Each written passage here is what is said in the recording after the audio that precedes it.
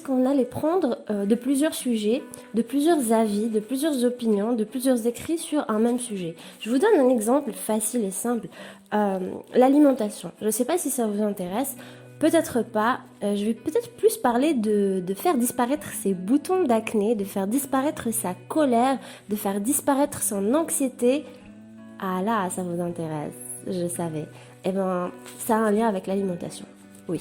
Et là, je pense que vous allez rester jusqu'au bout. Ça va pas parler de carottes. Enfin, si, ça va parler de carottes, ça va parler de potiron et tout, mais surtout, le lien direct est avec votre beauté. Oui, vous. Votre beauté et votre état finalement émotionnel. Il y a un lien direct apparemment. Donc, par exemple, dans l'alimentation, vous savez qu'il y a des végétariens, des véganes, il y a des crudivores et il y a des gens qui optent pour l'alimentation vivante. Au départ, je pensais que c'était juste un phénomène de mode ou des goûts. Par exemple, des personnes qui n'aiment pas la viande, donc ils deviennent végétariens par goût tout simplement.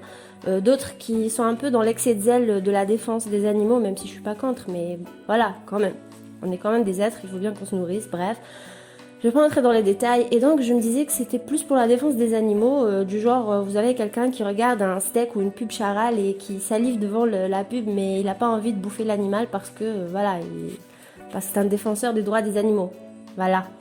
Donc quand vous avez ça, je pensais que c'était soit par goût, soit parce qu'ils étaient engagés pour une cause animale, soit parce que c'est une mode. Voilà, c'est quand même pas mal de phénomènes de mode. Vous allez chez un végétarien, il va vous dire, chez un vegan, vous lui dites que je suis végétarienne, il va vous dire oui, mais les véganes, oui, ils prennent pas de lait, ils prennent pas, c'est encore mieux, c'est encore nanana, moi je suis végane, je suis pas végétarien, moi je suis crudivore, moi je suis pour l'alimentation vivante. Oh, c'est vraiment, parfois même limite c'est des sectes, hein. Des fois c'est des sectes, genre tu manges ça, ah mais les véganes ça mange pas ça, tu manges ça, non mais les œufs c'est pas, les véganes ça mange pas les œufs, ça mange pas le lait, ça mange pas la viande, ah t'es un crudivore, ok, et ben les crudivores ça mange la viande crue aussi, mais ceux qui aiment l'alimentation vivante, ça mange pas la viande crue, ça mange tout ce qui est cru, mais pas la viande crue. Donc c'est vraiment, mais vraiment des catégories, des étiquettes très très précises et des frontières bien bien précises. Et c'est pas tellement normal parce que au final on mange ce qu'on a envie de manger. Quand on mange comme lorsqu'on est venu sur Terre, il y a longtemps, on mange avec nos mains, donc on ne peut pas tuer un animal avec nos mains ou mordre dans un animal qui est vivant. On ne peut pas cuire nos aliments, on ne peut pas cuire nos légumes, on ne peut pas cuire nos fruits. Et que lorsque on les mange, quand on les mange crus et qu'on ne mange que des fruits et des légumes, justement, c'est quelque chose qui allait nous permettre d'être plus naturel et plus heureux. Cette théorie m'a beaucoup captivée parce que scientifiquement ça se tient. Mais j'ai quelques critiques quand même. C'est pas vraiment des critiques, c'est mon opinion, voilà, elle peut changer, évidemment. Je suis pas du tout le genre de personne têtue, du moins pas dans le domaine scientifique, voilà. Donc, oui, ça se tient parce que tout simplement notre tube digestif est réellement fait pour des fruits et des légumes. Lorsque par exemple, je sais pas si vous savez ça, lorsque déjà vous mangez plus de fruits et de légumes et que vous diminuez votre consommation de viande, effectivement, vous pouvez avoir une plus belle peau. Lorsque vous enlevez le pain, par exemple, et les sucres lents, évidemment, vous pouvez avoir l'acné qui disparaît. Voilà. Surtout si vous dosez le jus de carotte. Apparemment, ça peut avoir aussi des effets sur le caractère. C'est-à-dire que les gens d'autrefois... je pense que j'ai le droit de dire les auteurs comme ça. Moi, je vais me renseigner sur le copywriting de YouTube. Donc, je vais donc me renseigner. J'aimerais bien vraiment vous conseiller des livres comme ça. Et donc, la personne, une dame très très intéressante, et elle a travaillé avec un professeur. Allez, je vais dire, c'est Irène Grosjean. Et ce n'est pas la seule, c'est vraiment, il y en a plusieurs. Mais elle m'a, je sais pas, elle m'a un peu touchée, quoi, j'aime bien. Donc, j'aime bien, mais je partage pas toutes ses idées. C'est-à-dire que Donc on peut être d'accord sur certains points et pas sur d'autres. Elle a travaillé aussi avec un professeur qui est de renommée, un chirurgien. Voilà, le professeur, je crois, Henri Rieu, si je prononce mal, désolé. Donc, en tant que médecin, quand même, j'ai un avis. Donc, oui, effectivement, lorsqu'on mange, par exemple, ça, c'est quelque chose qu'on connaît, nous médecins. Lorsqu'on mange un aliment cru, et juste après, cru, j'ai commencé par cru? Oui, cru. Donc, on mange quelque chose de cru, et après on mange quelque chose de cuit, ça va. Mais lorsque vous commencez par manger un aliment cuit et juste après un aliment cru, là, ça va pas. Il y a des ballonnements, il y a des gaz, il y a des douleurs, et vous connaissez la suite. Pourquoi? Parce que les aliments qui sont cuits vont ralentir la digestion des aliments qui sont crus. Là, c'est pas ce qu'elle dit, elle, là, c'est quelque chose de bien connu par tous les médecins. Donc, les aliments sont plus difficilement digérés que les aliments cuits. Non, les aliments cuits sont plus difficilement digérés que les aliments crus. Voilà, c'est mieux. Donc, lorsqu'on mange quelque chose de cuit, ça va ralentir la digestion du cru, juste en dessous, en dessus. Voilà. Et donc, ça va créer des ballonnements et des gaz. Donc, c'est pour ça qu'il vaut mieux commencer par sa salade et même ses fruits avant de manger sa soupe. Voilà, vous aurez compris, c'est beaucoup mieux pour la digestion et ça va vous faire sentir beaucoup moins fatigué. Ça, c'est une évidence, c'est quelque chose de bien connu pour tous ceux qui, après un repas, se sentent fatigués, qui ont envie d'être plus énergiques, plus joyeux. Ils n'ont qu'à commencer par manger leurs fruits et leurs légumes avant de manger, plutôt leurs fruits et leurs salades avant de manger quelque chose de cuit. Ça, c'est quelque chose de bien connu.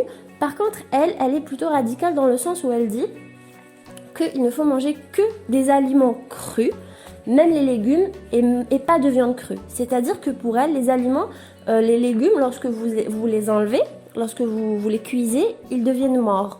Et lorsque vous mangez un aliment mort, c'est quelque chose qui est plein d'acide, d'acide, et ça va acidifier votre sang, ce qui est vrai plutôt, et qui peut donner des cancers et beaucoup de maladies, et c'est la source de beaucoup de problèmes, même de stress, d'anxiété, de colère et de fatigue. Ce qui tient vraiment la route scientifiquement. Il n'y a pas de souci jusque-là. Par contre, là où j'ai envie de modérer et de donner moi mon opinion sur ça, on ne peut pas dire que, déjà on ne peut pas utiliser le terme parce que les êtres humains sont les seuls à cuire leur soupe, c'est pas normal. C'est normal qu'on soit les seuls à le faire. On est aussi les seuls à avoir un cerveau qui nous a permis d'arriver à faire ça, d'arriver à cuire nos aliments, d'arriver à finalement à développer quelque chose, des systèmes qui nous permettent de cuire tous nos aliments. Il y a pas à dire que c'est pas un argument à utiliser. Oui, l'argument de l'acidification du sang, oui. J'aime beaucoup les exemples qui sont donnés par je parle pas spécialement de cet auteur-là, d'accord, que je respecte vraiment, même son travail m'intéresse énormément, d'accord. Je suis en train de donner mon opinion qui peut varier, mais vraiment là, j'y crois à ce que je dis. En tant que médecin et avec mon expérience et mes recherches dans le domaine, ça m'intéresse, même si, voilà, pour moi, la naturopathie est quelque chose de très efficace, notamment contre le stress, notamment pour la beauté, notamment pour la santé et l'énergie. Il n'y a aucun problème, mais ça n'exclut absolument pas la médecine moderne. Voilà. Donc la médecine moderne, pour moi, les meilleurs naturopathes, c'est les naturopathes qui sont d'abord médecins. Bref. Donc je continue. Donc ce qui est très intéressant, c'est quand elle donne des exemples par rapport aux gens, autrefois, les seigneurs, comme c'est dit, qui en fait mangeaient beaucoup de viande et qui étaient colériques, qui étaient dominateurs. Et les gens qui mangeaient beaucoup de sucre lent, de pâtes, devenaient timides et renfermés, et c'était le peuple soumis. C'est très intéressant sa théorie sur ça. Je trouve ça très intéressant.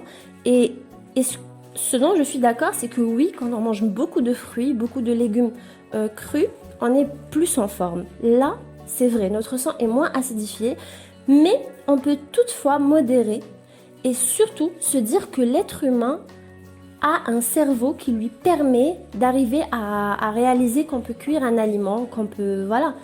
Sinon, si on avait cet argument on est les seuls, la seule espèce à faire ça, voilà, on vivrait comme des animaux. Non.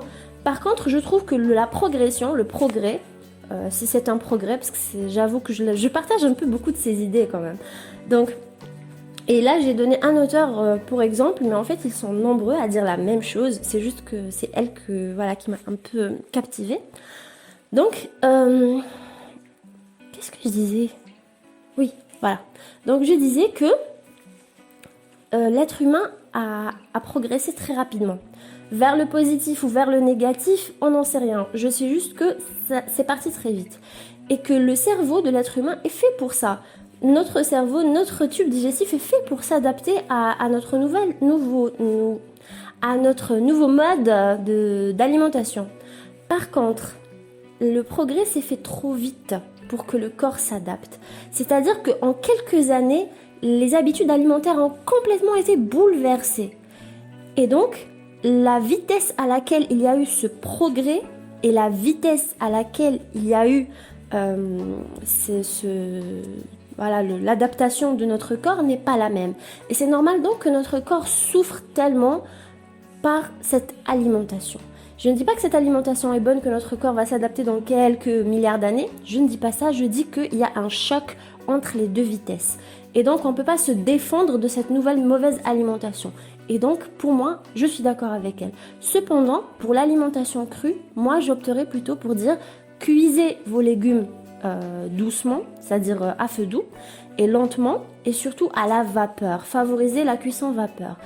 Pour la viande, je ne suis absolument pas contre, mais c'est une question de pourcentage. C'est-à-dire que pour moi, encore une fois, pour sa santé, pour se sentir énergique, il vaut mieux privilégier les fruits énormément et bien sûr les passer au vinaigre et à l'eau pour enlever un peu voilà, les résidus de vous savez quoi, et les légumes cuits à la vapeur et une petite portion de viande.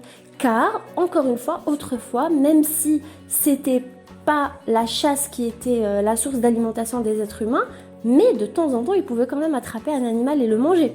Et donc, c'était juste un pourcentage plus faible dans l'alimentation des humains. Et donc, on peut aussi adapter ça à notre alimentation actuellement. Donc, pour moi, encore une fois, personnellement, je suis pour qu'on mange beaucoup plus de fruits, qu'on cuit nos légumes lentement et surtout à la vapeur, et qu'on mange très peu de viande, très peu d'œufs aussi. Voilà, pour le lait, c'est une autre histoire. Pour le lait, je crois que je vais vous faire une vidéo tellement il y a des choses à dire pour le lait et les produits laitiers. Par contre, le lien est là. Là, c'est une vérité. Notre alimentation fait de nous ce que nous sommes et ça participe énormément à notre apparence physique, à notre taux d'énergie, à qu'on se sente léger, qu'on se sente mieux dans notre corps et qu'on retrouve aussi cette forme et qu'on se débarrasse de la fatigue. C'est vraiment, lorsque vous vous intéressez au développement personnel en général, vous avez quelques problèmes. Voilà, j'espère que voilà, ça va avec ces personnes parce que moi-même je m'intéresse à ça. Mais en général, c'est qu'on va pas trop bien. Ne me dis pas qu'on est tous des zen et des... voilà, non, c'est que quelque part, on est un peu stressé, on se sent pas trop à notre place et on voudrait comprendre pourquoi. Et une des pistes, ce n'est pas seulement la psychologie, ce n'est pas seulement le développement personnel, ce n'est pas seulement le yoga, etc. C'est aussi l'alimentation. Elle a un rôle énorme dans notre façon d'être, de vivre, de fonctionner. Elle a un impact sur notre humeur. Et tellement de maladies sont liées au sucre et au gras. Par contre, là, le sucre et le gras, c'est... Voilà, je négocie pas, c'est non, j'en prends. Voilà, j'en prends. Mais voilà, il n'y a pas à débattre. Le sucre et le gras, mais surtout le sucre blanc, c'est le poison du siècle. Je crois que c'est même pas la peine de vous le dire. J'espère que c'est même pas la peine de vous le dire et que vous le savez, que ça empoisonne notre corps petit à petit, que c'est quelque chose à bannir complètement. Et quand je parle, j'ai fait une vidéo sur la slow food, sur l'intérêt de manger. À cette époque-là, je connaissais pas vraiment, j'avais pas eu vent de cette alimentation vivante, car pour moi, déjà, lorsque vous enlevez un légume de son arbre ou de sa plante ou je ne sais quoi, déjà il est plus vivant. Donc voilà, on va pas croquer non plus dans le légume et il est accroché à sa plante. Du coup, cet argument aussi, il est un peu... mais pour tout le reste, vraiment, c'est un sujet très intéressant et surtout lorsque du lien entre les humeurs, vous savez, les colériques, les timides, les renfermés, là vraiment c'était très intéressant. Vous allez vous mettre à manger des fruits et des légumes, pas parce que c'est bon pour la santé, parce qu'en général les ados ils s'en foutent, c'est plutôt parce que ça va vous donner une jolie peau, que vous allez vous sentir beaucoup moins fatigué, beaucoup moins stressé, beaucoup moins colérique, que vous allez vous disputer beaucoup moins avec votre conjoint. Voilà, Je pense que ça va aussi intéresser certaines. Et donc voilà, c'est bon pour vous, c'est bon pour votre santé et vous allez être plus en forme plus longtemps et faire ce que vous aimez. Par exemple, écouter mes vidéos. À très bientôt.